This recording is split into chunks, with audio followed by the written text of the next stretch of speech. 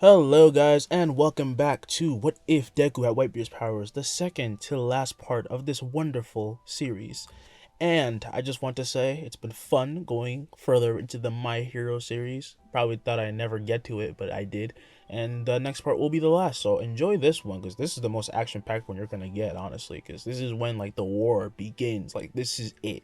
So have fun, get out your popcorn, and enjoy the Jump Force background. If you want me to put something else, put it down in the comments, and I will do my best to input it. And without any further ado, let's begin.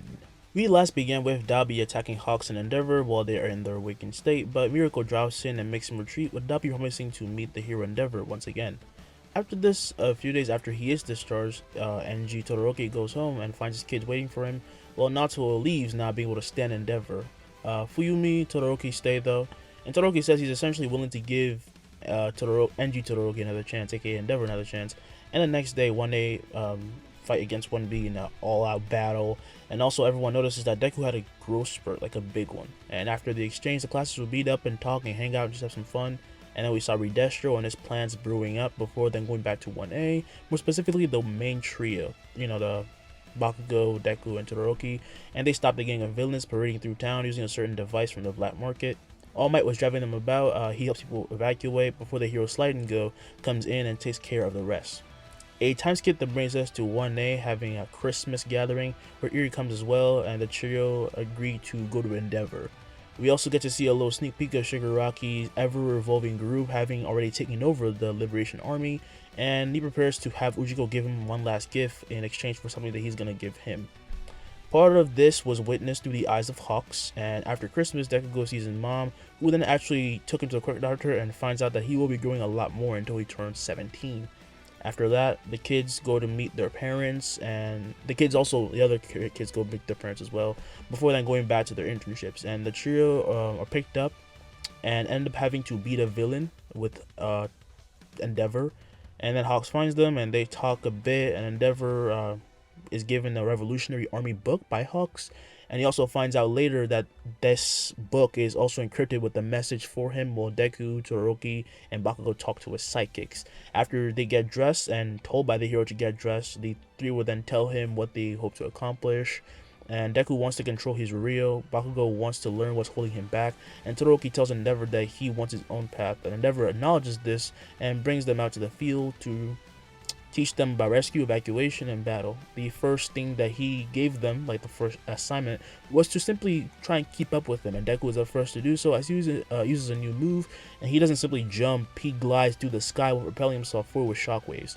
When he landed and explained how he gained the power-up, he left them all baffled because he came up with it on the spot, and they just started to, they just didn't give a damn about trying to find a reason anymore. Flash forward to the next week of their internship, and the trio is woken up by Burnin as they were run past the psychic, leaving her spinning until she stops herself. "Hey, watch it, you brats!" She then stops and notices they already had their costumes on and were ready, and is surprised as she then follows them, thinking, "I can't believe he's really faster than Endeavour. What an insane kid." Moments later outside, we find the four running down the street as a robber would have just taken a suitcase, and instantly, as if he were a bullet, Bakugou blasted past everyone as he would have hit the robber in the stomach with an explosion while grabbing back the suitcase he had stolen. Bakugou as well, Todoroki thought. However, because it was uncontrolled, Bakugou crashed it just as the man would then run up, and he would thank him. Bakugou would say, yeah, just take it. He would then hand the suitcase to the man, who would then bow at seeing Endeavour, and he runs off to work. And Bakugou, however, lays on the ground completely wasted as he couldn't even catch his breath while he was accelerating so fast. Just how obsessed is he with beating Midoriya, thought Endeavour, this rivalry of theirs. At this point, Deku then holds his hand out to Bakugou, who grabs it and says, "Told you I'd catch up." This rivalry of theirs is insane, thought Endeavour. He then looks back at Shoto, who looked more determined than ever because he was going to get the next one he promised to, and soon they go back to working, and at the end, Todoroki does not catch up, and neither does Bakugou because he can't use that move again, but overall he was a little faster and has gotten faster. Time skip 7 hours. As night falls, the trio enters the Todoroki household with Endeavour, and Bakugou would yell, "Why the hell are we here?" "Calm down, my sister simply wants us to gather for dinner," says Todoroki. And as says this, they come to find her at the doorstep, and she welcomes them in while taking off an apron and says, "I know you must be pretty exhausted. My name's Fuyumi, Todoroki's sister. Thank you for looking out for him." "Is Natsuo here too?" asks Todoroki. Fuyumi then nods, and this puts a smile on Todoroki's face as they then head in and begin to eat. Deku is trying to be respectful, of course, trying not to eat too much, eating as small as possible, but it's very apparent that he is not satisfied, and the overwhelming difference in size compared to everyone kind of makes it apparent that he just needs more than everyone else. Pretty troublesome quirk, huh? Says Natsuo. Deku says, yeah, I can't say it's been easy, but damn, this is good. Fumi would say, thanks, I had to learn since our cook has some back problems. He hasn't been here in a while. Natsuo would say, yeah, I used to cook too. We switched. Todoroki is surprised, and he would ask, then did I eat your cooking then? Natsuo would say, probably not, because we were separated and Endeavour didn't let you eat any. Instantly, this gets the atmosphere awkward, except for Bakugou and Deku, who just keep eating, and at that moment, Natsuo would stand as Fumi urges him to stay because she knows that he wants to leave, but he says it's just too hard. At least I sat at the table, right? He would say as he then goes to leave, and he does, and this ruins the meal, but they all finish and proceed to clean up, while Bakugou helps, and he helps Endeavour do the dishes. And since Deku can't like really fit in the house at all, he obviously can't fit in the kitchen, so he stays outside. And he waits there when Natsuo would walk out with his backpack in hand. Natsuo would say, oh, sorry for, nah, it's all good, man.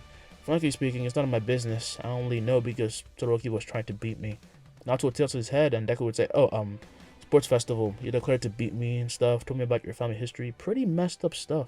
Natsuo would say, yeah, but thanks. I don't think I've ever seen Shoto smile as much, especially in these past few days. He's like a ball of sunshine. He then walks off as Deku asks if he's really gonna leave, and Natsuo would say, what else can I do? He would then head out onto the streets, and Deku just sits there in the cold thinking, I'm so glad the cold doesn't bother me. After this little meeting had passed, the trio soon left and said goodbye while they would be getting driven back to school by Endeavour and his chauffeur named Kurumada, who comes in with the truck this time for Deku to stay in the back because he won't fit inside. And as they drive off, Deku would wave to Fuyumi with a look of disappointment, and she feels really bad. Don't let it get you down, Izuku, okay, she would say. Deku puts a thumbs up as they drive off, and Bakugou would then stick his head out immediately, asking if he's good. I never thought it'd get this annoying. Go back in, I'll keep a lookout, says Deku. Bakugou then nods and goes back in with him, then relaying this to Endeavour, who says good, and Kurumada would then say, that's the Quake kid, right? Since when did he have a gigantification quirk? Endeavour would say, seems like a side effect, it's not a quirk. I guess in certain terms he's a mutant type. Kurumada would then say, all categories, huh? But I guess nothing's ever perfect. At this moment, they then feel a bump atop as Deku will be standing on the roof, and he yells, villains ahead, I'm engaging. Hearing this, they look ahead to see a mummy-like villain in their path, with the chauffeur instantly stopping as Deku will then leap forward with Endeavour following. I don't want you here. Leave. This is between me and him, says the villain named Ending. And as he utters these words, it becomes very clear that he has taken Natsuo captive and has wrapped him in his sword of cloth. And Deku would yell, fall. And the villain is then hit by intense pressure, allowing Endeavour to charge in behind him as he would grab Natsuo. But then he is attacked by more of those weird claws, and he has to back away as he would then land, realizing that the villain had not gone down. His will is strong. How crazy is he, thought Endeavour. And he then turns to Endeavour, asking why he won't fight him. Come on, just kill me. It's my greatest wish. With these words, however, his eyes become blank as he begins to fall, and Deku cracks his neck as he walks up. I just had to raise it a bit. Don't get cocky. You good? He says this to Endeavour, who would then ask Natsuo if he's okay, and he would then hug Natsuo tight just as Todoroki and Bakugou arrive and are relieved that everything is good. Are you okay? Are you hurt anywhere? Asked Endeavour. Natsuo, however, would get out of the bandages and get freed as he would then shove him off and just say to leave him alone. I'm sorry, says Endeavour. That doesn't change anything. Endeavour, taking a moment of silence, and says, believe it or not, neglecting you was not my intention, but all I did was try to avoid the blame by hurting all of you. I might as well have killed Toya myself. Starting to get teary-eyed, Natsuo would then say, oh, trying to sound sympathetic by saying nice stuff, like it'll erase what you did, but it'll be a cold day in hell before I forgive you. You don't have to, you're too caring for that, says Endeavour. I'm gonna use that against you if you do. I just want atonement. Surprised by these words, his tears keep flowing, and that was the first day when Natsuo kind of got a little closer to Endeavour. Clearly, he did not get forgiven, but he gained hope that Natsuo, much like Fuyumi and Todoroki, would watch him grow and become a better man. And Natsuo gains a bit of hope because he's never seen his father break down like this. With this, the internships come to an end, and Endeavour was taking them back because it was over. Overall, it was over. So they returned to the dorms, and now their rowdy first year would be coming to an end in 3 months. And at UA, 1A will gather in class once again, with Deku then going up to the front of the class saying, Happy New Year's, guys. I grew 2 feet, but it's been a day since your last spurt, right? Asked Kirishima, and Deku is obviously trying to hide how embarrassed he is and a little bit freaked out, but the class is honestly surprised because he's officially now 10 feet tall and might be touching the ceiling soon, honestly. Deku, however, would say it's fine. Because of that, I get a bigger room. It's a win-win for me. I like it if you didn't treat school expenses as a way to brag, Midoriya, says Aizawa, and Deku would say, sorry, sensei. So essentially, we're going to have a status report today. Everyone's going to gather to Ground Alpha with their costumes on. I heard Mount Lady's coming today. Hearing this, Mineta would stand and slam his hands to the desk. You got my attention, class rep. Yeah, don't do any weird stuff, man, Deku would say. I'm just gonna look. She's gonna crush me with her finger. I'm not that desperate, says Mineta. At least he knows what he's getting into, they all thought. They then run out with their suitcases and go change, and in the girls' locker room, Miruko will be putting on her new additions to her costume, as the girls will notice and compliment her on it. And Jiro will then come pick up some of her equipment, and she finds it very heavy, saying that Uraraka's gotten pretty buff. Oh, sorry, I'll just take it, says Uraraka, and as she goes to get it, however, Jiro accidentally drops it, and out of the gauntlet that she was carrying, falls out a bracelet with a little figurine of one of Deku's favorite anime waifus on it. And seeing this, Mina would connect the dots, saying, ah, what's that? Oh, Chaco. And quickly picking it up, she then says it's not a big deal while blushing, and Mina would say, yeah, sure, it's not. Man, I knew it, and she'd be jumping around up and down, and Uraraka would say, I'm just holding on to it. Also, it looks really cute. Hagakure would then say, well, Midoriya has some pretty great taste. I'm just happy he's not like Mineta. They all have a shiver down their spine at the thought of this, and they soon come out to meet All Might, who would say that Aizawa is unfortunately absent. He had to go leave and take care of something. Don't worry though, he'll be pretty occupied, says All Might, and he brings out a remote as he presses it, and from the other side of Ground Alpha come out a horde of robots with the kids getting excited. And I would say, oh Midoriya, show me your progress. I'm gonna need you to show me how far you can hold yourself back. These things are infinite, so go wild. As he says this, Deku would nod, and as the robots near them, they would then yell, come at your own doom, and they'd be saying this in a robotic fashion, and Deku blasts forward, leaping into the air, while everyone else charges, but they then see that instead of just kicking and kicking, he would instead be gliding in the air in a number of different fashions, even going upside down for a bit, and he then soon actually grabs the air, and as if ripping it off and apart, not cracking it with a punch, he releases a gigantic wind shock that blows the robots away into the air, just as Todoroki then comes in at a fast speed, piercing them with the short-range fire attacks in an instant. Damn, Midoriya, when the hell did you learn that? Yells Kirishima. Momo will then say, I don't think I've ever seen Todoroki move so fast. And this is when they hear, you're gonna be surprised when you see me. As they hear this, Bakugou then blasts past them wearing goggles and a mask and taking out the robots at the literal speed of sound. He would have no drawbacks before then coming to land, and he would say had May whip up something special. And seeing the trio as usual had done themselves, everyone shows their stuff as well. Mina covering herself with acid, copying Kirishima's Unbreakable, which makes Red Riot very happy. Hagakure will then bend Aoyama's beam with her new abilities. Uraraka showed her new equipment, using the same type of equipment that Deku had encouraged her to use, and the one that she kind of used with Bakugou to kind of get a upper hand. And when everything is done, Deku will then walk up to her and approach her, saying, you were awesome out there. Uraraka would say, thanks, I thought it'd suit me. Thanks for the inspiration, Teach. And feeling proud, Deku would then ruffle her hair as everyone begins to slightly look over to see Uraraka blushing, while Deku stayed, well, oblivious. And Mina would say, it's so cute, isn't it? Do you think Midoriya knows though? Asked Hagakure, and Baku would say, it's hard to tell. Either way, I don't care. None of you losers compare to me. What the hell did that come from? Kaminari would yell, and as they all say the same, however, Bakugou stays stagnant, saying that they better just prove that they're better, and All Might sees this, and it's very clear they worked very hard. They're still competitive, and at that moment, however, as they're messing around, Mineta would then look around before then saying, you lied to me, didn't you? Deku would then nervously nod as Mineta begins to begrudgingly grab a purple ball on his head, before then stopping as he sits down cross-legged and begins to draw on the ground while moping. Well, I didn't think you'd be this sad. Like Aizawa Sensei says, it's a logical ruse, right? Yeah, sure, Mineta would say, and they can all see he's very down, so they're kind of feeling bad now. They didn't think that he'd be so sad. But All Might would say, alright guys, great work, let's move on. Yes, Sensei, they would all yell. After training and doing whatever was needed after, Deku does make it up to Mineta though, because little guy wants a little bit of happiness, let him have it. The students celebrate their New Year in the dorm like they always do with every occasion, and then 3 months come to pass as we find the 1A class marching out to the forest of Jaku City, with heroes going on ahead down to Jaku General Hospital. The target of the heroes is Dr. Ujiko, and they have gotten a tip from a certain someone about the League and the true intentions of the Doctor with them, and as well as the connection with the Liberation Army. All of that, it's about to go down. Ironically, downtown, we find Sliding Go as he be patrolling the streets when he then sees that there are more heroes around than usual, and as he begins to get suspicious, from behind him, Death Arms wraps his arm around him saying, "There you are, you backstabbing liberation nut." Sliding Go, surprised, obviously realizes that his identity has been exposed and then understands what's going on, and we find Jaku General Hospital. We go there. Moving around like usual, doctors and nurses be taking care of patients when their doors are opened by Endeavour, with him and the hero storming the building. Whoa, Endeavour, wait, what's going on here? Manly quickly uses her telepathy to tell the citizens to exit in an orderly manner as they were in no danger of being hurt, but they were going to do an immediate evacuation. And the civilians are evacuated by some police officers, and the heroes march on as they find a hall, and down that hall they see Dr. Ujiko, and he would grow a frightful look when he sees the heroes. "You're finished, you bastard," says Endeavour. Ujiko then sprints down the hall, wondering how this was possible when his leg would then be bound by Aizawa's cloth, and he falls as he ends up seeing two nurses walking down the hall towards him. As he reaches out his hand for help, however, they become scared and they see his hand slowly become wrinkled. His breathing becomes much heavier and his cheeks becomes hollowed as he would lose his youth, and Endeavour would say, "So the data was wrong. You do have a quirk."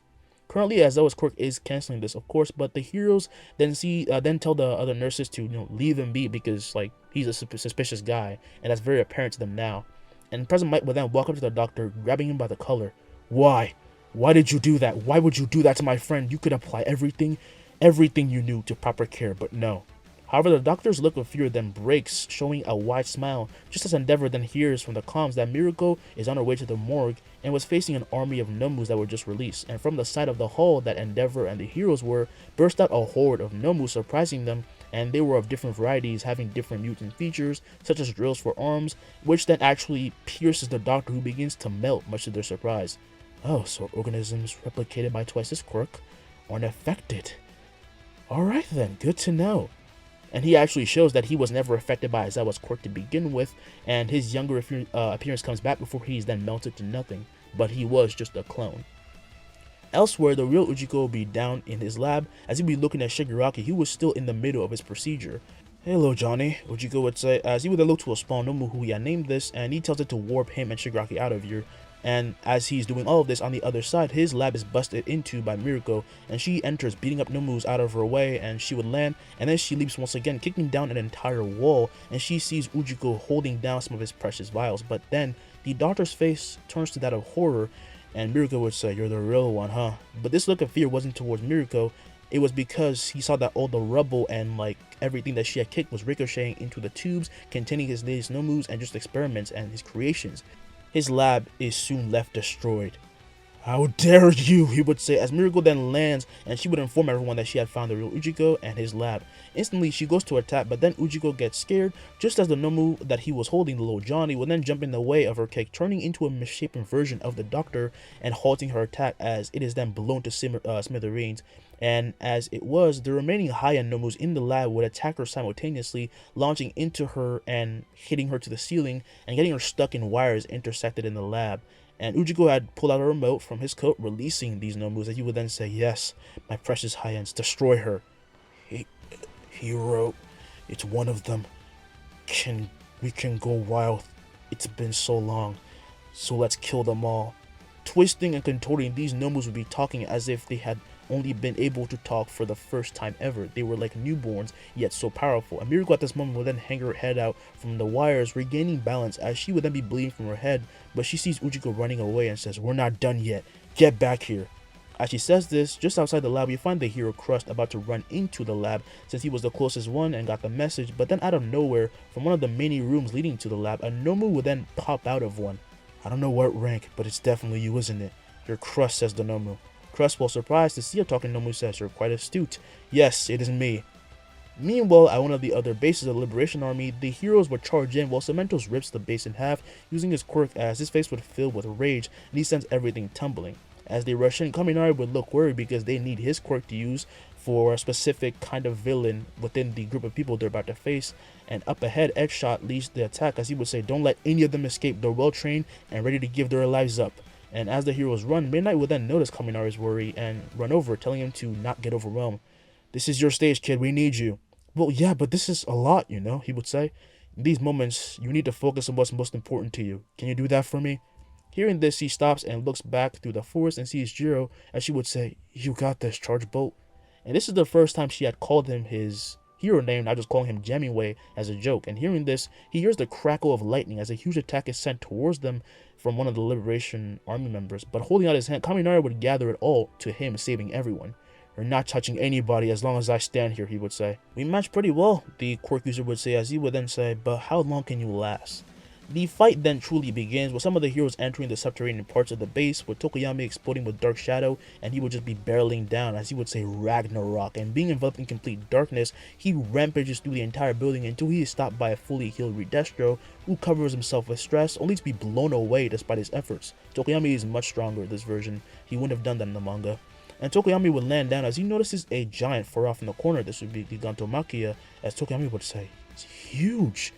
Fat Gum then runs in with other heroes, saying not to disturb him because it's better that way, because he looks like a bomb ready to be set off or something.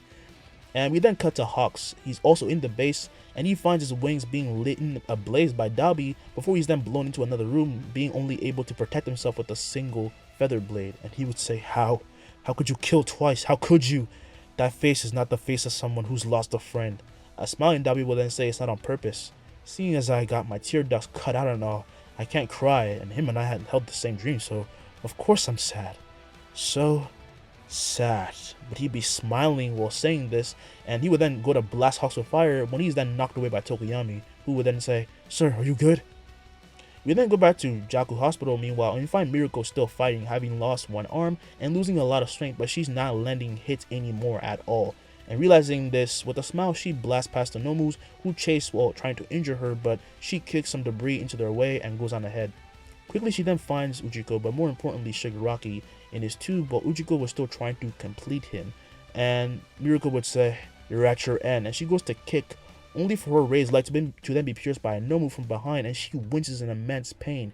However, in then comes Endeavour, squashing the creature who did this, allowing Miruko to advance, with the tendrils being ripped out. And it was in this moment when the hero realized, this guy, he's seriously bad news. She must kill Shigaraki. She had to. That was the only thought that ran through her head, and she then struck the containment tube, and a worried Ujiko then sees Shigaraki is only at 74%, and he's gonna die. But then, using her quirk, a female Nomu made a barrier of water, stopping the blow, but Shigaraki's tube is still damaged nonetheless, as Miruko is then pierced by more tendrils, causing Endeavour to jump in and get her to safety, and he would fly out just outside the lab. "Miruko, are you okay?" "Doesn't matter. Shigaraki's in there. We can't let him wake up. Get him." Meanwhile, inside the lab, President Mike, Aizawa, Crust, and the hero Xless had just arrived, and Endeavour couldn't help them because a bunch of Nomus just came at him, so he'd be fighting, and the other team are on the ropes until Aizawa is finally allowed to use his quirk once again. He had to, rest his eyes, and he would then yell, "Go, Mike," and Mike would then nod and runs to Shigaraki as a bunch of Nomus try to get in the way, but Crust then pierces them with his sharp shields, allowing Mike to then run up as Xless then runs in for support. Seeing them coming, the doctor had no choice but to release Shigaraki, and she goes to when the equipment is then shattered by the piercing voice of President Mike. And Shigaraki is released, alright, but he's unresponsive. He might as well be dead. President Mike then runs to Ujiko and slams the hardest punch he could into his jaw. "That's for making my friend cry," he would say. Xless then goes to Shigaraki and feels no heartbeat, and he lets this be known, as President Mike will then say, "Wait, really?" Xless then nods, and Ujiko's face bursts into tears. I've only been living for his sake, for Shigaraki, but now it's all over? It's all over. All those dreams of my master will die." He sounds legitimately sad, and he is. He's a sociopath, but he can be sad. And as these words echo, heroes raid the entire building, where President Mike begins to drag the doctor across the lab and start to head out, with him then telling Xless to take care of Shigaraki. But at that very moment, it happens. He's awakening. The sound of his heartbeat thumps so fast, and back at the Liberation base, Gigantomachia stands, saying, "Master sent his presence. He's returned." The defeated Liberators then see the beast awaken, as back on the streets of Juka, as the people are being evacuated, Deku feels this presence, and his eyes begin to flare uncontrollably, with his classmates noticing, and looking towards the hospital, they see it spread. A decaying force begins to kill and rampage and level everything, enraging Deku, who screams, releasing a massive wave of Conqueror spirit. Everyone covers their ears in pain, and as the aura expands, it would stop the decay eventually, luckily, and we find Shigaraki rise from the ground up, standing on a platform, and he would stagger back and forth as he sees the heroes evacuating as fast as they could from afar. "Just can't let me have fun, can you?" says Shigaraki. He bends down and picks up a communication device saying, "Come to me, Gigantomachia. This is when we destroy it all." Back in the streets, Todoroki would flash freeze the buildings that were still falling, and Deku would then grab onto and pull a bus with his jaws while still riding on air and gliding through it, and behind him would be Miruko as he drives along a car with Black Whip. "When the hell did you learn that?" Deku would ask. "Not really important right now. Shigaraki's back. He's probably looking for one for all," Miruko said, and Deku would say, "He's not taking anything, I can promise you that." As Shigaraki rises, however, Endeavour attacks him to bring him down, and he then erupts a huge hell curtain enveloping the villain with flames. "If it wasn't for him, for that release of Haki, more heroes would have been lost. I need to win so his efforts don't go in vain," the hero said. As he blasts down towards Shigaraki, however, he comes swiping at Endeavour, who dodges and notices that despite being burnt, Shigaraki has already fully regenerated, and he would then twist and slam a punch into his back before then speaking into the clown, saying, "This is Hero Endeavour. If there are any available heroes, please form a perimeter right away." As he does this, a pile of earthen slab then goes up at him, sending him flying into the air, but Endeavour attacks once again, only for Shigaraki to then hold him off with a massive gust of wind. "I don't have time for this. Bring me Izuku Midoriya," says Shigaraki, and everyone hears this on the comms as they then look to Deku, whose face had gained a much more daring look. Brennan would say, "Kid, don't even..." Before she can even finish her words, though, Deku leaps into the air, kicking off and blasting himself forward. "You want me? Here I come," he would say. Miruko, realizing that Deku was not actually doing this impulsively, would leap into the air, following after him, as would Bakugou. "He's drawing him away, right?" asked Miruko. Bakugou would nod. "That freaking reckless idiot." Screaming into the earpieces, the heroes then urge for them to come back, just as the piercing sound would then hit their ears, and they find that they can no longer connect in any way. Deku meanwhile finds Shigaraki releasing a wave that would be cancelling out all the signals, and thinks that it's better for him that way. As Shigaraki reaches him, he then releases a gigantic wave of wind and sound that would rip up the ground, and he smiles, only for Deku to then blow it all away and throw a fist right into his stomach, and then his face, and then his ribs. "Nothing changed? Nothing at all." "He's still winning," thought Shigaraki, as he's then blown back, and the villain passes past Endeavour, with Deku then disappearing and appearing behind him and releasing Ryo, and what he sees from the back enrages him, like he's about to punch Shigaraki and he's waiting, and all he sees are the screaming spirits of the quirks he has stolen, and he would say, "You disgust me." As he punches Shigaraki, his Haki would fill throughout his entire body, causing him to spew huge amounts of blood like a fountain, and leaving Endeavour shocked. "I forgot who I was talking about, the closest to being number one. He already is at this point. Who cares?" says Endeavour. As Shigaraki drops, Deku then does as well, but feels something wrong. "My Ryo, it didn't connect well." Ryuko, Gran Torino, and Aizawa then arrive on the scene and see this, and above them would be a newscopter that would be capturing everything, and they'd be broadcasting this to the entirety of Japan. I don't even know how to express it, folks. "Deku, you idiot! Midoriya!" These voices of Miruko and Bakugou are heard as all the heroes turn back, seeing them running and flying over, and Gran Torino gets a bad feeling, say, "No! Stay back, Miruko." And as he hears this, he and Bakugou don't know why he yelled this, just as the cracking of bones would be heard, and Deku turns as he barely steps back, just as Shigaraki wakes up and scratches him across the chest. "Come to me, little brother." Now emanating more bloodlust than ever, he rushes at Miruko and appears right in front of him, only to then be stopped as Deku appears behind him and grabs him by the leg, and he's then thrown into the sky. "Midoriya, rest for a bit," Endeavour would say, as he blasts into the sky with the heroes trying to back him up, and Aizawa goes back to cancelling out his quirk. Deku, as he lands, then sees that he has a huge scar across his chest, and Bakugou and Miruko run up, as Bakugou would then ask if he's good. "He got in deep," says Bakugou, and Deku would say, "I'm fine. But he just said little brother. He called you that. That's not Shigaraki. All four must be trying to take over." Miruko would then say, "I thought it was only..." He and the three would then, just turn around and see Ryuko fly out to meet the villains, and she'd be passing over them, so it was kind of hard not to notice. And this is when they actually see that Shigaraki would regenerate miraculously, but in a different way. And Deku would say, "Eerie. Her cells, what the hell did he..." Anger, Deku would leap into the air as Miruko and Baku would follow up, and Baku would say, "That bastard took something from her, didn't he?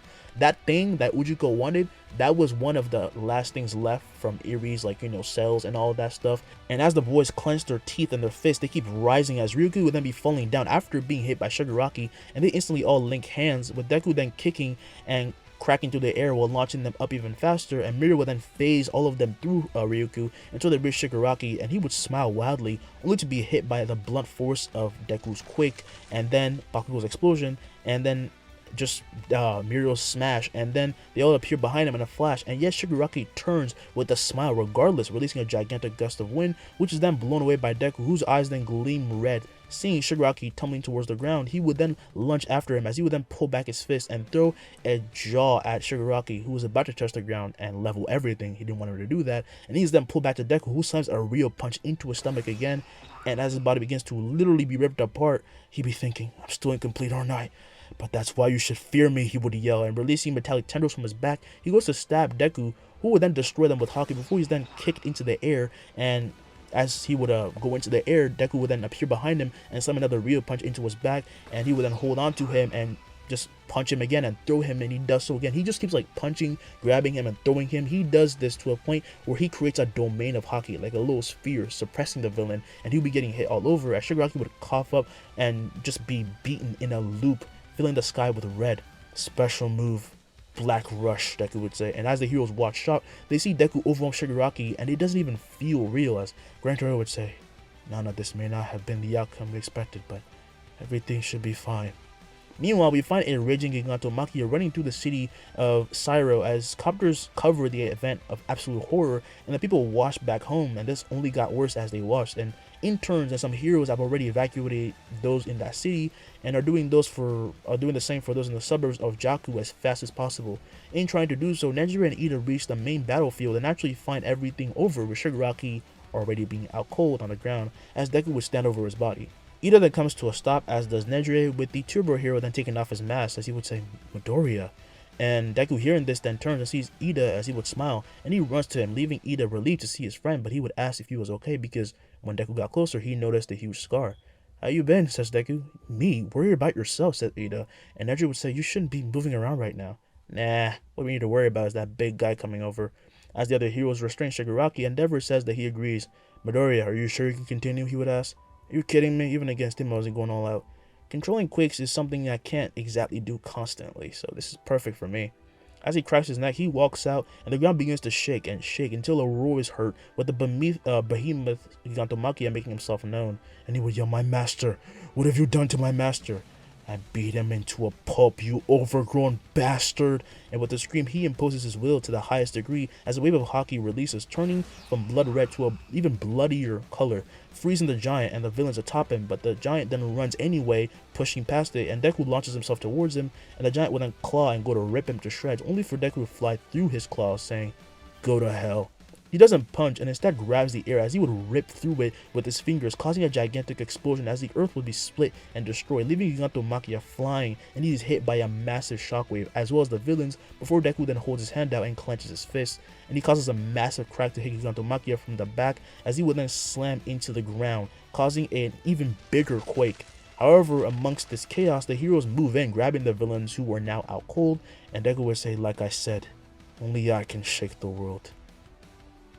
We then go to Rei Todoroki as she sits in her hospital room watching the fight go on, and she's relieved that Deku is just destroying everybody. But then everything glitches and goes to show Dabi shirtless and sitting on a couch in an environment very in contrast to him. And Dabi would say, let's have a little talk, shall we? As if drawn to the villain, Rei felt like she had known him for years and seen him somewhere before. Ingo, meanwhile, will be watching the news with the parents of Bakugou, who breathe a sigh of relief, but then the TV screen switches to Dabi, who begins to talk, and Masaru would then pick up the remote and go to turn it on to another channel, but it doesn't work. Dabi would then say, you know, Endeavour doesn't have an empathetic bone in his body. Not one thing about him is nice, and funny thing is, my blood matches 99.9% with his. I don't look like that, right? That bastard, if anything, had the best kids anyone could ask for, but chose to call them worthless because he's obsessed with his own limelight. And as he begins to talk back on the battlefield, as the heroes evacuate and capture villains, Deku sits down cross-legged, and at this point, Uraka runs up and hugs him. Are you okay? I mean, you're kind of pressing on my scar, Deku would say, and she apologizes as she pulls away, with Deku laughing, saying it's nothing much. You know, as crazy as they were, these villains allowed me to go all out for the first time in years. And then I ended up destroying them. Ironic, huh? I caused more damage than they did, honestly. As he kept laughing, not only in the city, but where the Liberation Army was put, tents were being put up to take care of those who were hurt. There were Nomus, however, that surprisingly didn't attack, and instead of just spreading out and attacking the heroes, they're kind of just holding back for some reason. They're kind of being a bit restrained, and this is when we go to All For One. He had realized that everything was going to finish soon, and he could not let that go. So as he sits in his cell restrained, with a big smile he utters a word and a gigantic rumble will be heard at Tartarus, and at the battlefield all the villains disappear in the blink of an eye, leaving all the heroes shocked as Deku would stand completely bewildered, and he and Miruko can sense it. All for One has something to do with this. And Endeavour would say, how is that possible? Spread out and find out who did this. This then starts the hell days of Japan. By using all of his strength to bring Shigaraki and his men to Tartarus, they destroyed everything, and they landed with Gigantomachia, and he's huge. That alone was enough to free the criminals, and All for One, he soon took power again. Criminals were released and to all of Japan, and certain areas become battlefields, but it is all of Japan that is soon terrorized.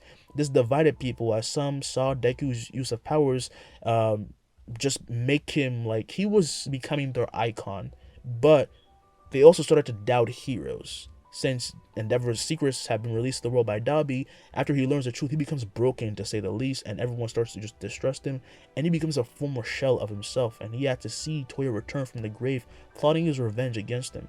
Heroes began to quit, and their support failed, and all of this came to rest not on Endeavor's shoulders, but Izuku Midoriya, a 15-year-old. As he sat in his hospital room 2 days later, Deku looked out the window and saw people rioting, as someone be calling his name, and his face only laid blank as he did not know what to do. He could not respond to the wishes of these people.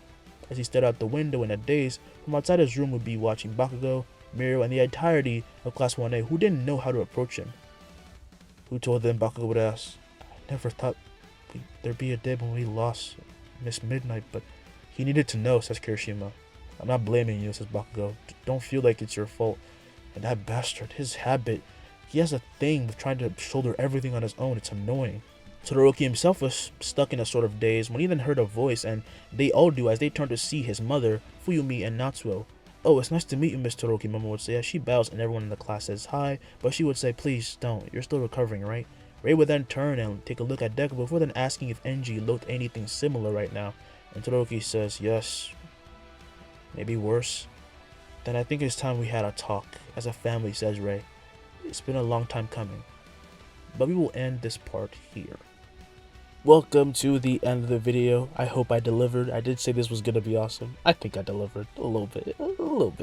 Oh, this shit was so fun to write. I hope you all enjoyed the action I put in. I tried to make it as fun as possible. Hopefully it wasn't too hard for you to follow. I really wanted to go into the choreography of the fights. And I brought back the sound effects. I'm sorry for taking them away for so long, but here they are. Watch the recap or don't. That's your choice now. I'm not trying to take that choice away from you. And I just hope you have fun overall. Don't forget to like and subscribe, hit the notification bell to update all my future videos. And I'm gonna go make more videos because I got so much free time right now. I'm gonna see y'all later. Alright, I'm gone. This ain't what you want, bitch, I'm a fucking phenomenon.